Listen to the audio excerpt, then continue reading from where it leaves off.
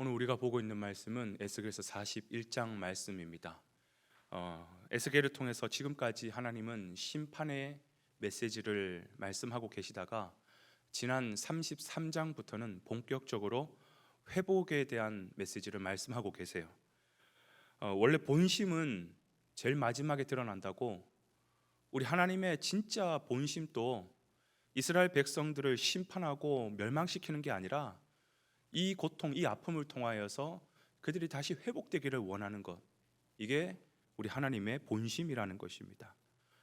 특히 어제 40장부터는 무너진 예루살렘 성전에 대한 회복을 환상으로 보여주고 계시죠. 여러분, 성전, 이거는 뭡니까? 하나님이 임재하시는 곳이에요. 그래서 하나님의 백성들과 하나님이 만나는 곳이 성전인 것입니다. 여러분, 하나님의 임재가 이루어지고 하나님을 만나게 되면 어떻게 됩니까? 말 그대로 하나님의 영광 가운데 들어가게 되고 어떤 가운데서도 승리하게 되는 것이죠. 그래서 이스라엘 백성들이 성전이 온전했을 때는 그들이 다 하나님의 영광 가운데 있었고 어디를 가든지 승리했었습니다. 그런데 그들이 하나님을 버리고 죄의 길로 감으로 말미암아 하나님은 그들을 심판하셨죠. 그래서 바벨론의 포로가 되게 하셨고 급기야 예루살렘 성전까지 다 무너지게 만드셨습니다. 예루살렘 성전이 무너졌다, 성전이 무너졌다라고 하는 것은 앞선 의미로 본다면 하나님의 임재가 더 이상 이제는 끊어졌다, 단절되었다, 이것을 의미하는 것이죠. 그런데 하나님의 마음은 심판은 했지만 내 자녀들이 망하고 고통스러워하는 것, 이게 하나님의 본심이 아니라 그랬습니다. 하나님의 본심은 그들이 돌이켜 다시 열방을 향한 제사장 나라가 되게 하는 것, 이게 우리 하나님의 본심이라는 것이죠. 그래서 그들을 심판했지만 다시 회복시키고 싶어 하시는 것입니다. 그들을 회복시키고 싶어 하신다라면 제일 먼저 무엇을 회복해야 될까요? 성전을 회복해야 되겠죠. 성전을 회복해야 하나님과 함께 임재, 영광 가운데 함께 하게 되고, 그러면 그들이 회복될 수 있는 것이죠. 그래서 제일 먼저 회복해야 될 걸로 하나님께서는 성전의 회복을 말씀하고 계시는 것입니다.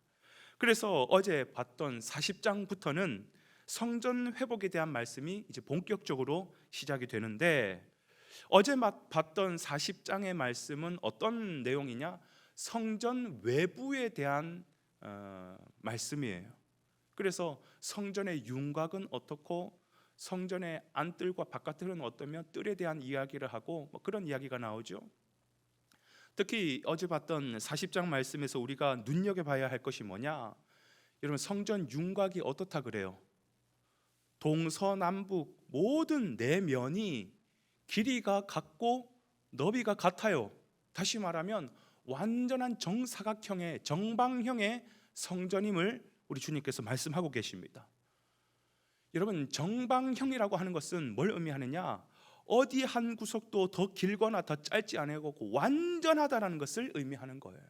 완전한 성전을 의미하는 것입니다. 여러분, 이 완전이라고 하는 것은 신약 시대의 메시지와 연결해서 본다면 무엇을 상징하느냐? 완전하신 예수 그리스도를 상징하는 것입니다. 다시 말하면 성전의 진정한 회복은 예수 그리스도로 말미암아 회복되는 것이에요. 죄로 말미암아 끊어졌고 그래서 단절되었던 이 하나님의 임재가 어떻게 회복될 수 있습니까? 예수 그리스도의 십자가의 보혈로 말미암아 하나님과 우리가 다시 화해하게 되고 회복하게 되는 진정한 임재가 회복되는 것이죠. 그리고 나서 오늘 본문 41장에서는 이제 성전 외부에 대한 이야기가 나왔으니까 성전 내부에 대한 이야기가 오늘 펼쳐지고 있습니다. 성전 내부에는 뭐가 있겠어요? 제일 중요한 지성소가 있죠. 지성소는 어떤 곳이냐? 실제로 하나님께서 좌정하시는 곳이 지성소예요. 지성소에는 굉장히 중요한 물건이 있습니다. 그건 바로 법궤죠.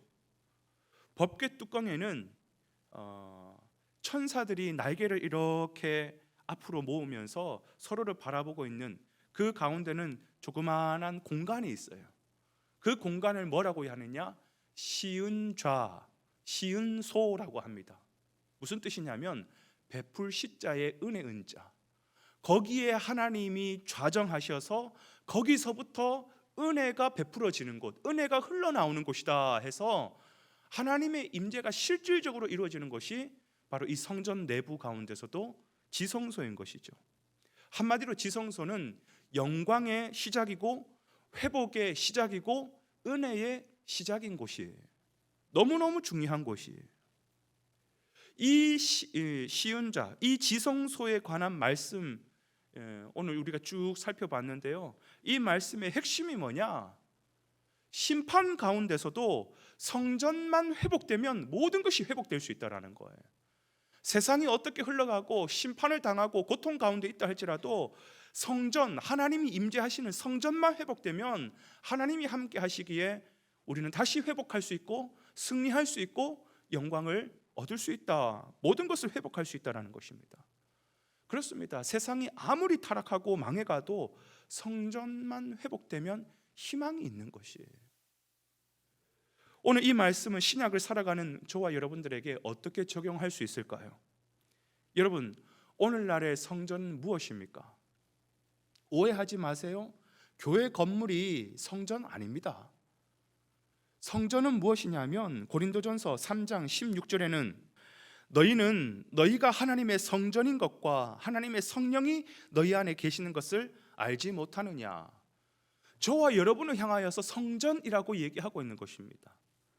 교회 건물이 성전이 아니에요. 교회를 성전이라고 말하는 이유는 뭐냐? 저와 여러분과 같은 실질적인 성전들이 모여 있기 때문에 교회를 성전이라고 얘기하는 것이죠.